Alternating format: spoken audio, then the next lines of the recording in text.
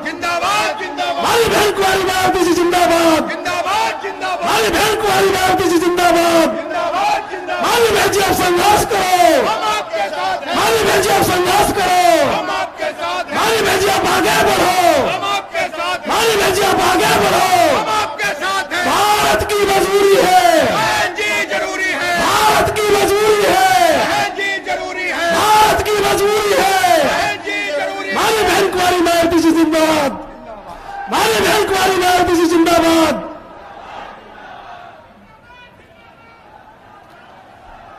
सम्मानित साथियों, हमारे बीच में बहुजन समाज पार्टी की राष्ट्रीय अध्यक्ष, उत्तर प्रदेश की 4 बार लोकप्रिय मुख्यमंत्री रही, इस देश के गरीबों की मसीहा, सर्व समाज के मान सम्मान स्वाभिमान की प्रतीक, हम सबकी लोकप्रिय नेता माननीय बहन कुंवारी मायावती जी हमारे बीच में पधार चुकी हैं। मैं सबसे पहले बहुजन समाज पार्टी के कार्यकर्ता श्री आनंद कुइल जी आए और माननीय बहन जी का सोने का मुकुट देकर के उनका स्वागत करें। श्री आनंद कुइल जी।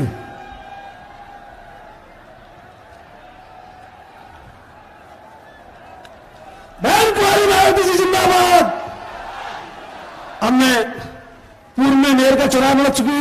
श्री अर्चना निषाद जी, श्री नारायण निषाद जी वो आए और अपनी नेता माननीय बहन जी का चांदी का मुकुट देकर के उनका स्वागत करें। सम्मानित साथियों, अब मैं आपके बीच में बहुजन समाज पार्टी की राष्ट्रीय अध्यक्ष, उत्तर प्रदेश की 4 बार लोकप्रिय मुख्यमंत्री रही, सर्व समाज के मान सम्मान स्वाभिमान की प्रतीक माननीय बहन कुंवारी मायावती जी से अनुरोध करता हूं कि वो हमारे बीच में हम लोगों को संबोधित करने का कष्ट करें। माननीय बहन कुंवारी मायावती जी।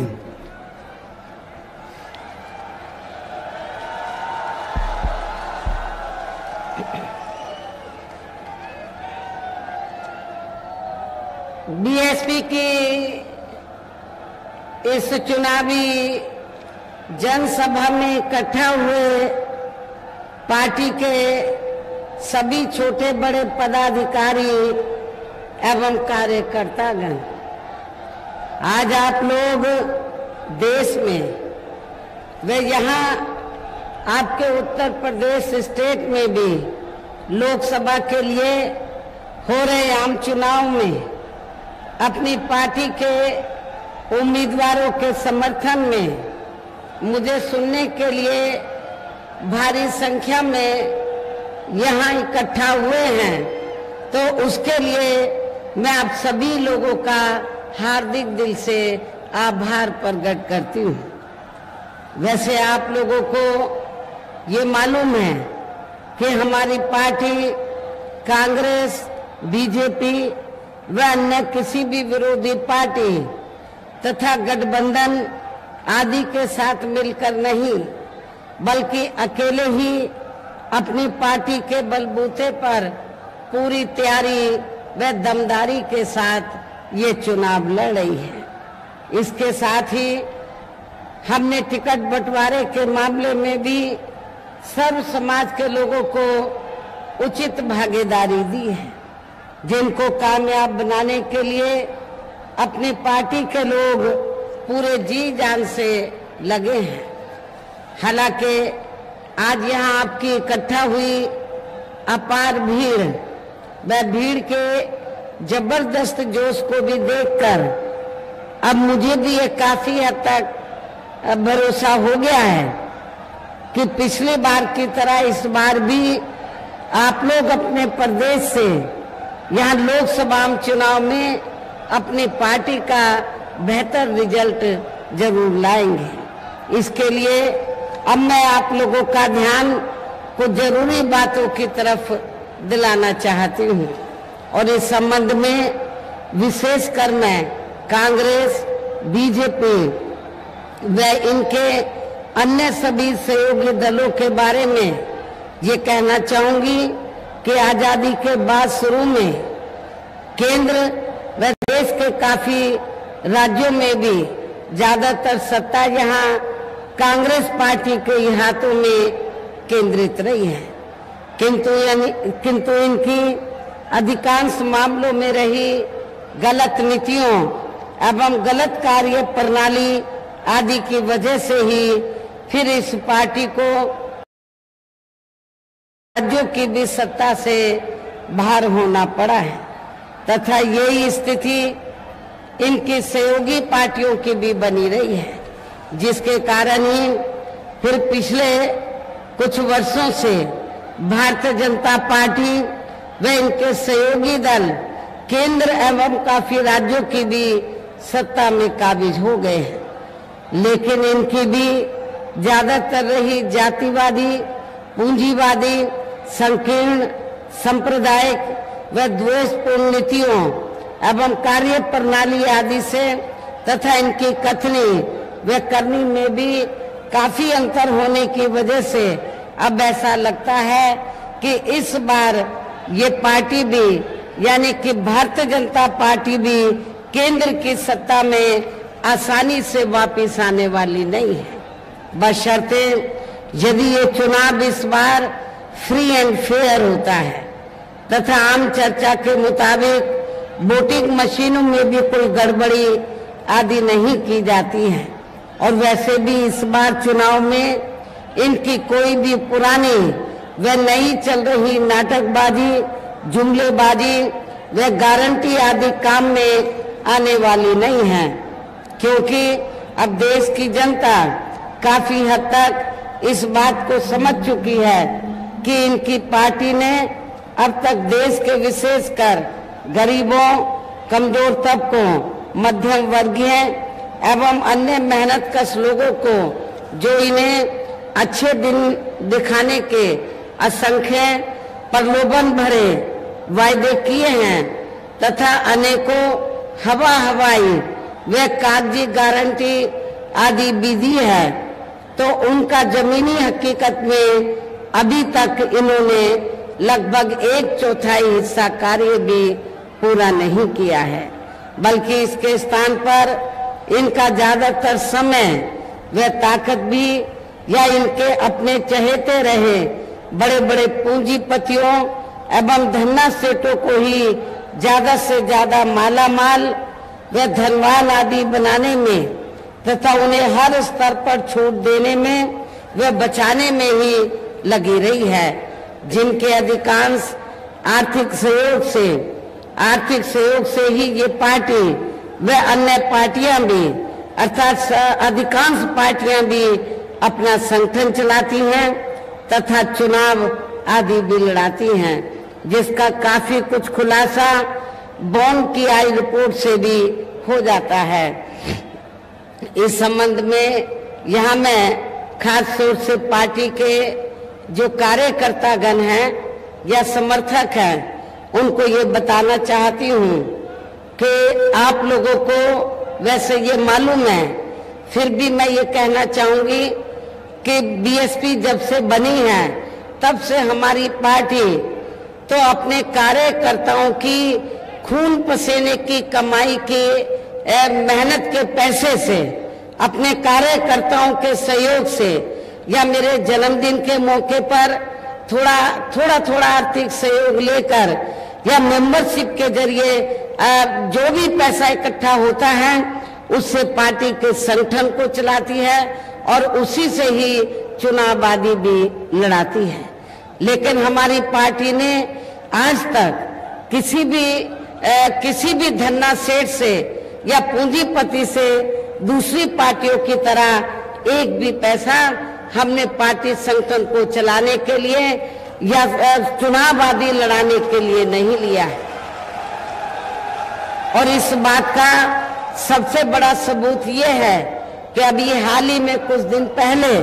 माननीय सुप्रीम कोर्ट में बॉन्ड की जो रिपोर्ट आई है और उसका मीडिया में जो खुलासा हुआ है, तो बहुजन समाज पार्टी को छोड़कर अधिकांश पार्टियों ने बड़े बड़े पूंजीपतियों और धन्ना सेठों से उन्होंने पैसा लिया है चुनाव के दौरान और अभी भी लिया है और अब एक दूसरे को बता रहे हैं। तो किसने कितना अंबानी से पैसा लिया है, कितना अडानी से लिया है, कौन कितना एक दूसरे पे आरोप लगा रहे हैं। लेकिन सही बात तो ये है कि माननीय सुप्रीम कोर्ट की जो रिपोर्ट आई है, जो बॉन्ड की रिपोर्ट का खुलासा हुआ है, उससे ये स्पष्ट हो गया है कि बीएसपी को छोड़कर तो सभी पार्टियों ने बड़े बड़े पूंजीपतियों और धरना सेठों से पैसा लिया है। उसी पैसे से ये संगठन चलाते हैं, उसी पैसे से ये चुनाव आदि लड़ाते हैं। लेकिन बहुजन समाज पार्टी ने किसी से भी 1 रुपया नहीं लिया है, ये भी मैं आप लोगों को बताना चाहती हूँ। इसलिए हमारी पार्टी तो हर साल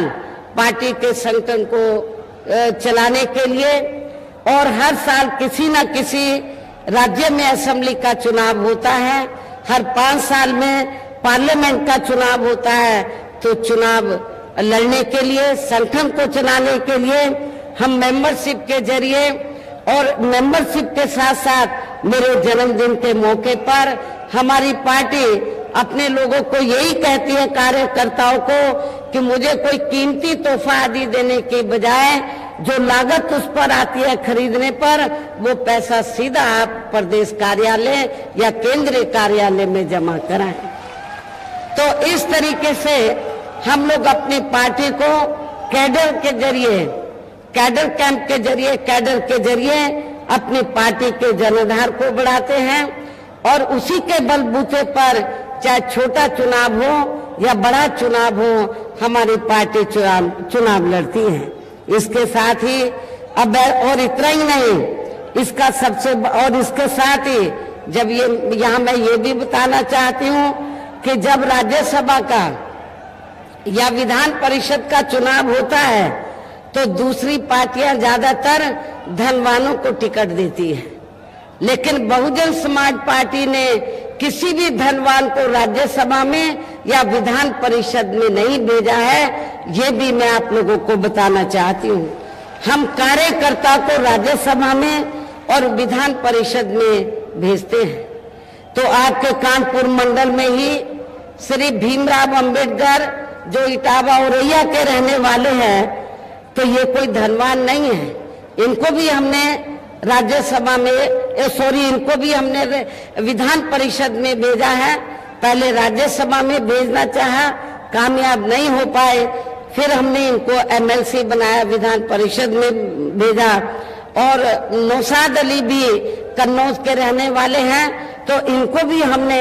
एमएलसी बनाकर भेजा। हमने किसी धनवान या पूंजीपति को हमने एमएलसी या राज्यसभा भी नहीं भेजा है। दूसरी पार्टियां धनवानों को तलाशती हैं, पूंजीपतियों को तलाशती हैं, लेकिन हम वर्कर को तलाश कर तो उसको हम राज्यसभा में और एमएलसी में भेजकर फिर उनके जरिए और भी कार्यकर्ताओं के जरिए फिर हम पार्टी और मूवमेंट को आगे बढ़ाते हैं। इसके साथ ही यहाँ मैं आप लोगों को ये भी बताना चाहती हूँ कि अब पिछले कुछ वर्षों से चल क्या रहा है कि जब केंद्र में कांग्रेस पार्टी पावर में होती है तो वो जांच एजेंसियों का बड़े पैमाने पर दुरुपयोग करती है, और जब बीजेपी होती है तो वो भी दुरुपयोग करती है। ये भी आप लोगों को मालूम है, और इसलिए मैं आप लोगों को ये कहना चाहती हूँ कि कांग्रेस पार्टी की तरह ही बीजेपी ने भी अब केंद्र की तमाम सरकारी जांच एजेंसियों का ज्यादातर राजनीतिकरण ही कर दिया है। ये बात भी किसी से छिपी नहीं है। इसके अलावा देश के किसान वर्ग भी वर्तमान बीजेपी की सरकार में शुरू से ही अपनी विभिन्न समस्याओं को लेकर काफी ज्यादा दुखी व परेशान रहे हैं और अभी भी हैं। जबकि यूपी में 4 बार हमारी पार्टी की रही सरकार ने इनके हितों का भी हर स्तर पर विशेष ध्यान रखा है। हमारी पार्टी की सरकार ने यूपी में जो हमारे किसान भाई हैं उनको खेती करने के लिए समय से सस्ते साधन उपलब्ध कराए और उनके फसल का भी उन्हें उचित दाम दिया है, जो अब बराबर नहीं मिल रहा है। इतना ही नहीं बल्कि केंद्र में पूर्व की रही कांग्रेसी सरकार की तरह ही वर्तमान भाजपा सरकार में भी इनकी जातिवादी, हीन, सांप्रदायिक एवं पूंजीवादी सोच व नीतियों के चलते ही पूरे देश में सर्व समाज में से खासकर गरीबों, दलितों, आदिवासियों, पिछड़े वर्गों, मुस्लिम एवं अन्य धार्मिक अल्पसंख्यक समाज के लोगों का भी पूर्ण रूप से विकास व उत्थान आदि नहीं हो रहा है। और इस संदर्भ में वैसे आप लोगों को ये मालूम है कि पूरे देश में यहाँ दलितों, आदिवासियों एवं अन्य पिछड़े वर्गों का सरकारी नौकरियों में वर्षों से अधूरा पड़ा आरक्षण का कोटा भी अभी तक पूरा नहीं भरा गया है। विशेषकर एससी व एसटी वर्गों के सरकारी कर्मचारियों का पदोन्नति में आरक्षण भी अब काफी हद तक प्रभावहीन ही बना दिया गया है। और आप लोगों को ये मालूम है कि जब समाजवादी पार्टी सत्ता में थी तो ये जो व्यवस्था थी पदोन्नति में आरक्षण की, तो समाजवादी पार्टी के सरकार ने बिल्कुल खत्म कर दी थी। और जब इसको प्रभावी बनाने के लिए पार्लियामेंट के अंदर मैं राज्यसभा के सदस्य थी, तो जब संशोधन बिल लाया गया तो कांग्रेस और बीजेपी इन दोनों की मिली भगत से तो समाजवादी पार्टी को आगे करके और सपा ने इसमें काफी खराब रोल अदा किया। ये बिल इस पार्लियामेंट के अंदर फाड़ दिया था और इस बिल को पास नहीं होने दिया था। मैं दलित वर्ग के लोगों से पूछना चाहती हूँ, खासकर कर्मचारियों से, कि क्या आप ऐसी पार्टियों को, कांग्रेस, बीजेपी, सपा को, क्या ऐसी पार्टियों को जो आपके आरक्षण के खिलाफ है, उनको क्या आप वोट देना चाहेंगे? मेरे ख्याल बिल्कुल नहीं देंगे। और इतना ही नहीं, मैं आप लोगों को ये भी याद दिलाना चाहती हूँ, अंग्रेजों के जाने के बाद जब देश में पहली सरकार बनी थी, स्वतंत्र भारत में पहली सरकार बनी और बाबा साहब डॉक्टर भीमराव अंबेडकर पहले लॉ मिनिस्टर बने, कांग्रेस के नेतृत्व में सरकार चल रही थी, तो उस समय बाबा साहब डॉक्टर अंबेडकर ने ये कहा था कि एससी व एसटी वर्गों के लोगों को जो मैंने आरक्षण दिया है जिंदगी के हर पहलू में आगे बढ़ने के लिए, उसका पूरा लाभ इनको नहीं मिल पा रहा है, इसका पूरा लाभ मिलना चाहिए। अति पिछड़े वर्गों के लोगों को आरक्षण दिलाने के लिए उन्होंने कमीशन बैठाने की बात की, लेकिन उस समय पंडित जवाहरलाल नेहरू एंड कंपनी के लोगों ने, कांग्रेस पार्टी ने बाबा साहब डॉक्टर अंबेडकर की बात को नहीं माना और नतीजा क्या हुआ, तो फिर बाबा साहब डॉक्टर भीमराव अंबेडकर को तो लॉ मिनिस्ट्री से इस्तीफा देना पड़ा। आज किस मुंह से कांग्रेस के लोग ये कहते हैं कि हम आरक्षण के हिमायती हैं? यदि आरक्षण के हिमायती होते, दलितों के अधिकारों के हिमायती होते, पिछड़ों के हिमायती होते, तो फिर बाबा साहब डॉक्टर अंबेडकर को लॉ मिनिस्ट्री से इस्तीफा नहीं देना पड़ता। आज आरक्षण के नाम पर सभी पार्टियां दलितों, आदिवासियों, पिछड़े वर्गों के वोटों को बनाने में लगी है। मैं दलितों, आदिवासियों और पिछड़े वर्गों के लोगों को ये बताना चाहती हूँ, चाहे सपा हो, कांग्रेस हो, बीजेपी हो, ये सारी पार्टियां नहीं चाहती हैं कि आपको ये आरक्षण आगे भी मिलता रहे और संविधान का, भारतीय संविधान का ये लाभ, संविधान में जो भी आप लोगों को सुविधाएं मिली है उसका लाभ ये नहीं देना चाहती हैं। तो संविधान के हिसाब से ना तो कांग्रेस ने कभी इन वर्गों को लाभ दिया, ना बीजेपी ने, और सपा तो इनसे कई कदम आगे बढ़कर निकली। जबरदस्त ये दबे कुचले लोगों के खिलाफ पार्टी है। साथ ही केंद्र व राज्यों में भी विरोधी पार्टियों की रही सरकारों में इन सभी वर्गों को प्राइवेट सेक्टर में आरक्षण दिए जाने की व्यवस्था किए बिना ही इनकी सरकारों के ज्यादातर सरकारी कार्य अब प्राइवेट सेक्टर के जरिए ही इनके बड़े बड़े पूंजीपतियों व धन को दिए जाने के कारण अब इनको पूरे देश में आरक्षण का बहुत कम ही लाभ मिल पा रहा है। इसी प्रकार इनका अन्य और मामलों में भी शोषण व उत्पीड़न आदि होना अभी तक भी बंद नहीं हुआ है। इनके साथ साथ मुस्लिम व अन्य धार्मिक अल्पसंख्यक समाज के लोगों की भी हालत हर स्तर पर यह काफी ज्यादा खराब व दयनीय बनी हुई है, जिसका काफी कुछ खुलासा सच्चर कमेटी की रिपोर्ट में भी किया गया है। इतना विकास एवं उत्थान आदि होना भी काफी हद तक बंसाई हो गया है। आए दिन इन पर समाज में से खासकर मुस्लिम समाज के लोगों पर खासकर हिंदुत्व की आड़ में हो रही जुल्म जाति भी यहाँ काफी ज्यादा चरम सीमा पर पहुंच चुकी है। इनके साथ साथ अपर कास्ट समाज में से विशेषकर गरीब लोगों की भी हालत हमें कोई खास अच्छी नजर नहीं आ रही है। अपर कास्ट समाज में से विशेषकर जो ब्राह्मण समाज है, पूरे यूपी में इनकी भी काफी तादाद है। लेकिन जब समाजवादी पार्टी सत्ता में थी तो समाजवादी पार्टी की भी सरकार ने ब्राह्मण समाज का हर स्तर पर उत्पीड़न किया है। वर्तमान में बीजेपी सत्ता में है तो बीजेपी की सरकार में भी ब्राह्मण समाज का हर स्तर पर बड़े पैमाने पर उत्पीड़न किया जा रहा है। आपके कानपुर मंडल में तो काफी इनका उत्पीड़न किया गया है। ब्राह्मण समाज काफी दुखी है, गरीब लोग तो दुखी हैं ही अपर कास्ट समाज में, लेकिन सबसे ज्यादा ब्राह्मण समाज दुखी है। इनके गलत कृषि नीतियों के कारण किसान वर्ग भी आए दिन आंदोलित ही रहता है। साथ ही इनके गलत आर्थिक नीतियों की वजह से देश की अर्थव्यवस्था पर भी इसका काफी बुरा प्रभाव पड़ रहा है, जिससे यहाँ विशेषकर छोटे एवं मध्यम वर्गीय व्यापारी वर्ग भी काफी ज्यादा दुखी व परेशान है। और अब केंद्र में पूर्व की रही सरकारों की तरह ही वर्तमान भाजपा सरकार में भी यहाँ पूरे देश में गरीबी, बेरोजगारी एवं महंगाई आदि भी लगातार काफी ज्यादा बढ़ रही है। देश में हर स्तर पर फैला भ्रष्टाचार भी अभी तक खत्म नहीं हुआ है। ऐसे में अब आप लोगों को देश में हो रहे लोकसभा चुनाव में कांग्रेस, बीजेपी व इनकी सहयोगी पार्टियों को भी केंद्र की सत्ता में आने से जरूर रोकना है। जिनकी गलत नीतियों व गलत कार्य प्रणाली आदि को आजमा भी चुके हैं। ऐसी स्थिति में अब ये विरोधी पार्टियां इस चुनाव में भी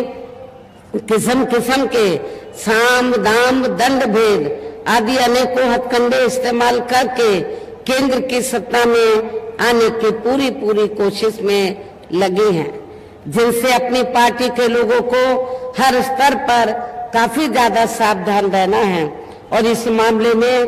विरोधी पार्टियां अपने अपने पक्ष में हवा बनाने के लिए खासकर मीडिया, ओपिनियन पोल व सर्वे आदि का जो बड़े पैमाने पर इस्तेमाल कर रही हैं, तो उनसे भी अपनी पार्टी के लोगों को बिल्कुल भी गुमराह नहीं होना है। इसके साथ ही विरोधी पार्टियों के विभिन्न रूपों में जारी किए गए इनके हवाई व प्रलोभन भरे चुनावी घोषणा पत्रों एवं वायदों आदि के बहकावे में भी अपनी पार्टी के लोगों को कतई भी नहीं आना है, जिन्हें ये पार्टियां चुनाव खत्म होने के बाद ज्यादातर अमल में आती हैं, अर्थात सत्ता में आने के बाद ज्यादातर अमल में नहीं लाती हैं। और अब जिन पर से देश की जनता का अधिकांश विश्वास ही उठ गया है। यही खास वजह है कि हमारी पार्टी किसी भी चुनाव में अपनी पार्टी का कोई भी चुनावी घोषणा पत्र आदि जारी नहीं करती है। वैसे भी हमारी पार्टी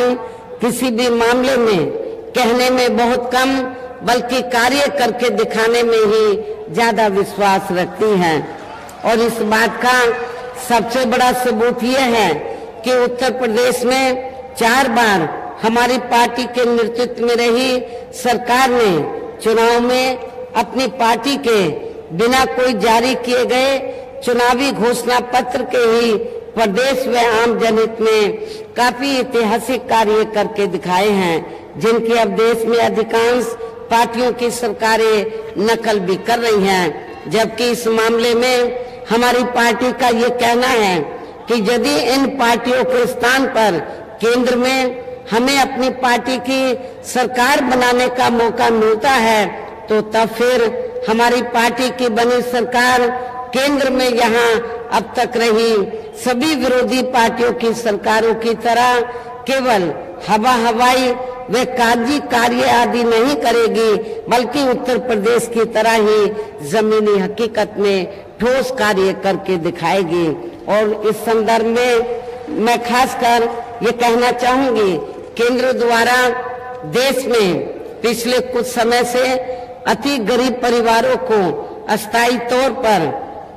फ्री में जो थोड़ी सी खाद्य सामग्री, राशन आदि दी जा रही है, तो उससे इनका स्थायी तौर पर भला होने वाला नहीं है। लेकिन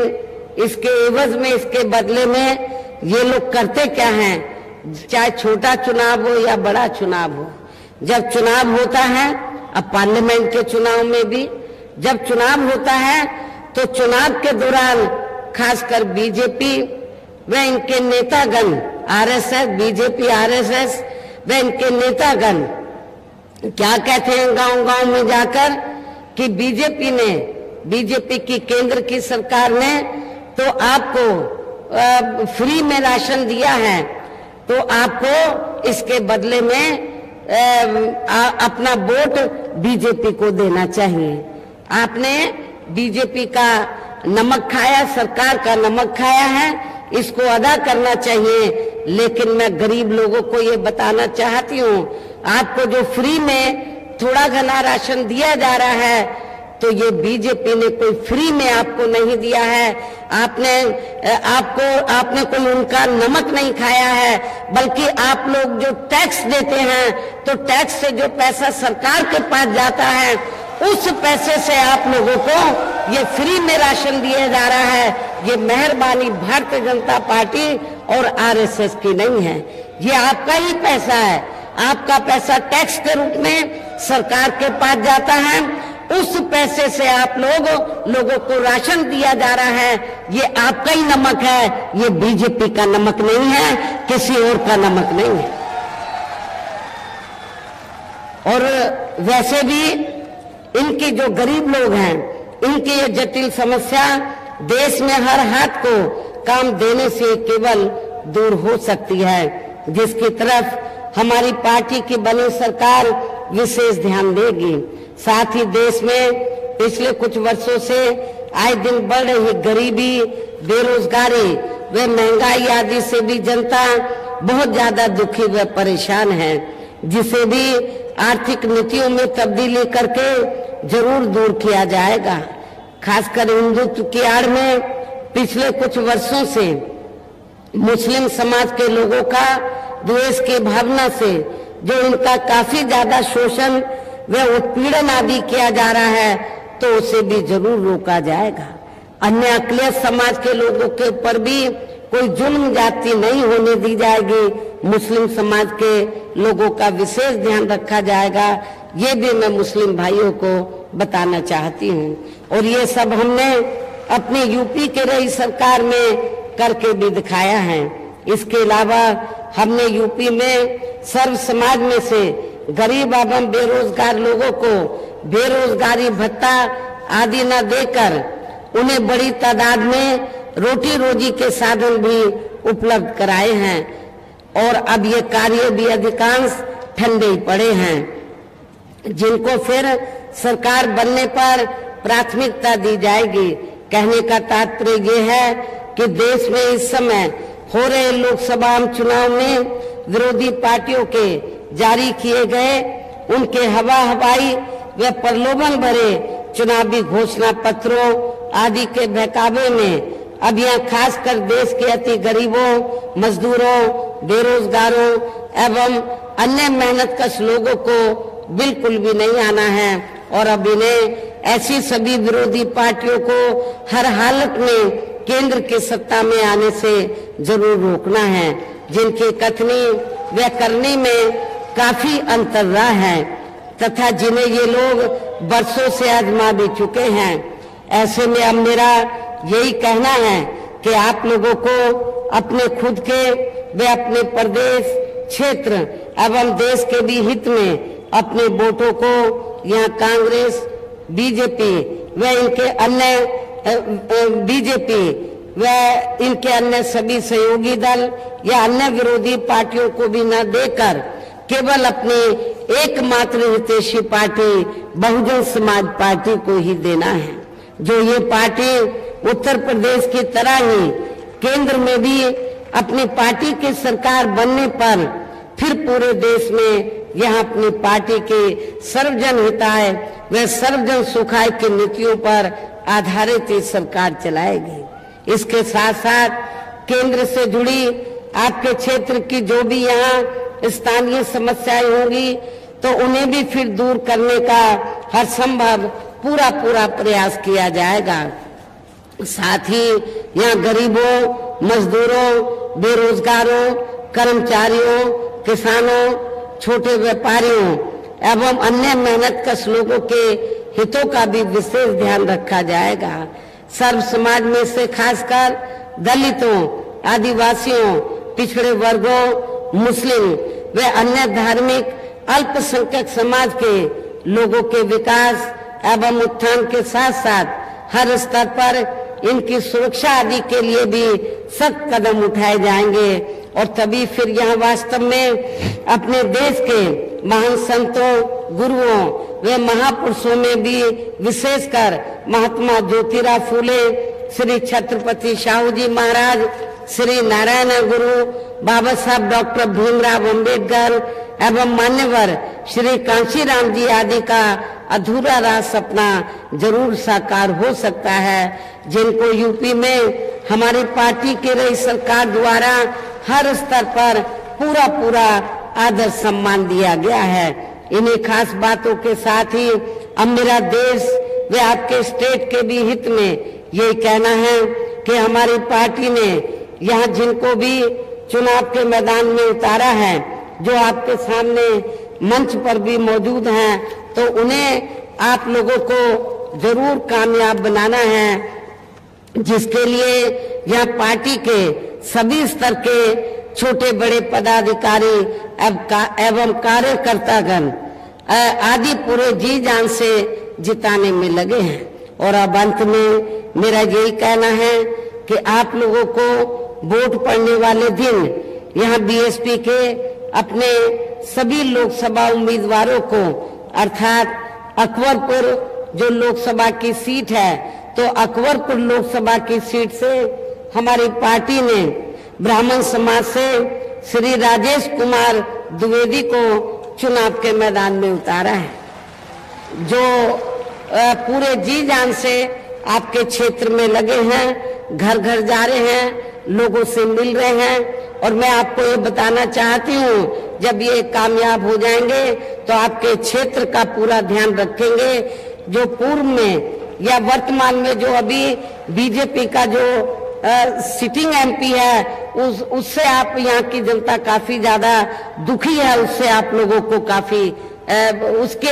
हारने की वजह से, और हमारा जब कैंडिडेट जीत जाएगा तो आपको काफी राहत मिलेगी, इस क्षेत्र की जनता को काफी राहत मिलेगी। कानपुर शहर लोकसभा की सीट से हमने श्री कुलदीप भदौरिया को चुनाव के मैदान में उतारा है। हमने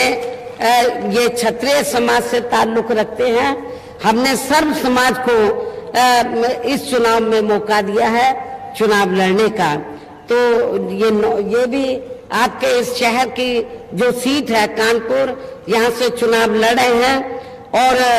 ये भी पूरे क्षेत्र में जा रहे हैं, हमारे वर्कर भी जा रहे हैं। तो सब लोग इन सब पार्टी के, हमारी पार्टी के सभी छोटे बड़े कार्यकर्ता इन दोनों को जिताने में पूरे जी जान से लगे हैं। और अब मेरा यही कहना है कि आप लोगों को वोट पड़ने वाले दिन यहाँ अपने बीएसपी के इन दोनों प्रत्याशियों को अपनी पार्टी का जो चुनाव चिन्ह हाथी है, हाथी चुनाव चिन्ह के सामने वाले बटन को दबाकर इनको जरूर कामयाब बनाना है इनको जरूर पार्लियामेंट के अंदर जिताकर भेजना है। इस खास अपील के साथ ही अब मैं अपनी बात यही समाप्त करती हूँ। जय भीम, जय भारत।